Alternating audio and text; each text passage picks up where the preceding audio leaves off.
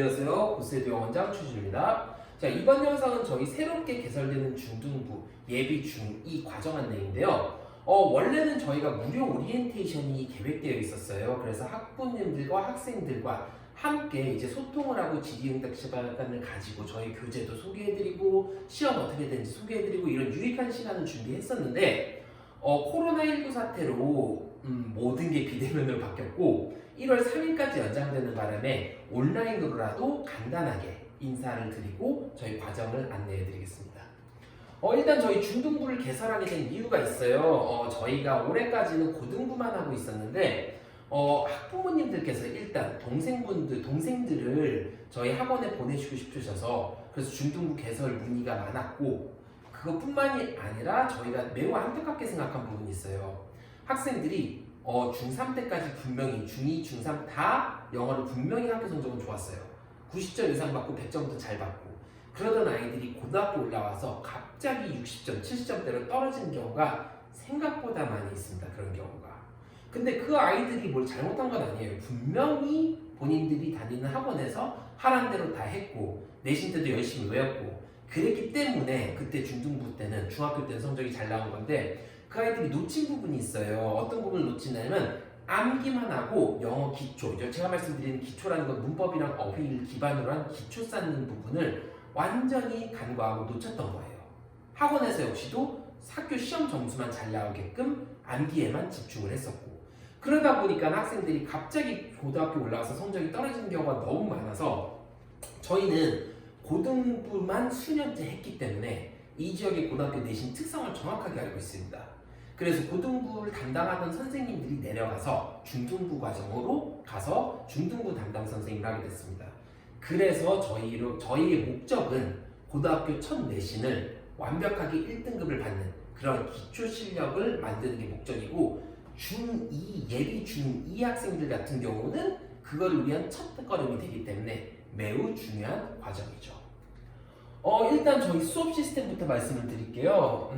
일단 저희가 Day 1, Day 2, Day 3 이렇게 저희가 주 3회 수업이 진행이 될 거예요.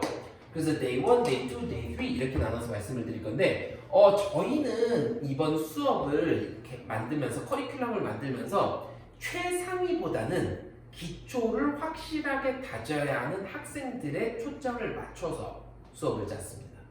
그래서 교재는 자이스토리 포인트 리딩 레벨 1이라는 책이 될 거고 이 책의 내용을 보시면 아시겠지만 문법 문장 구조가 그렇게 복잡하진 않지만 그 부분을 완벽하게 학생들이 해석 연습할 수 있도록 이제 수업이 진행이 될 겁니다.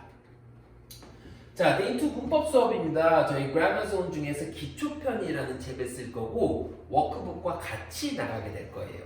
그래서 워크북과 기초편 책을 합치면은 일주일에 해야 되는 양이 제법 많이 있을 겁니다. 이건 능률교육책이고 이제 Day 3 듣기 클리닉이에요. 듣기는 이제 자이스토리 중2 모의고사 듣기 책이 나가게 될 거고 여기에 클리닉 때는 구문독해가 들어갈 거예요. 자, 구문독해라는 건 어떤 거냐면 학생들이 매주 문법을 배우잖아요. 그럼 그 문법이 적용된 문장들을 학생들이 받게 될 거고 그러면 배운 문법 개념이 문장에 적용되는 걸 보고 그렇게 적용된 문장에서 해석이 어떻게 되는지 그런 식으로 구문독해 연습을 하게 될 거예요.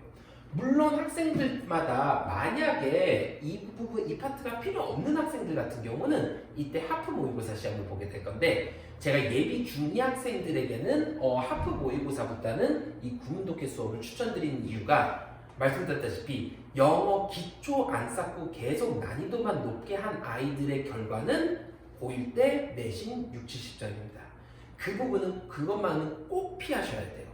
그렇기 때문에 일단 기초를 완벽하게 쌓는 거에 초점을 맞추셔야 됩니다.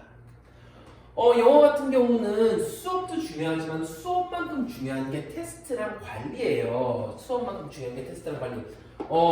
수업 때는 아이들이 개념 설명은 익히고 이해를 과정이라면 영어의 반은 암기입니다. 그래서 저희가 테스트 시스템과 테스트 관리가 어떻게 되는지를 말씀을 드리겠습니다. 자, 일단 Day 1 독해 테스트 때는 단어 150개, 매주 단어 150개를 외울 건데 처음에는 우리말 뜻쓰기를 볼 거예요. 네, 영어 그 스펠링도 곧 외울 겁니다. 근데 일단 첫날 우리말은 우리말 뜻쓰기를 볼 거예요. 책은 해커스 복합 중학 고난도 그 책이 될 거고, 어순 배열 수문장 이거는 어떤 거냐면은 제가 말씀드렸다시피 그 전주에 배운 문법이 적용된 문장 20문장이 있을 거예요. 그 20문장을 이제 문법이 적용되는 건 연습을 하고 어순 배열을 할 거예요. 저희가 어순 배열을 하는 이유는 뭐냐면 우리말과 영어는 어순 구조가 다른데 그 부분을 그 문장을 찾고 암기하다 보면은 우리말과 다른 영어의 어순이 자연스럽게 머릿속에 자리 잡게 돼요. 그러면 아이들이 고등학교 때 본인이 암기하지 못한 문장이 서술형으로 나오더라도 잘 맞출 수 있는 능력이 생길 겁니다.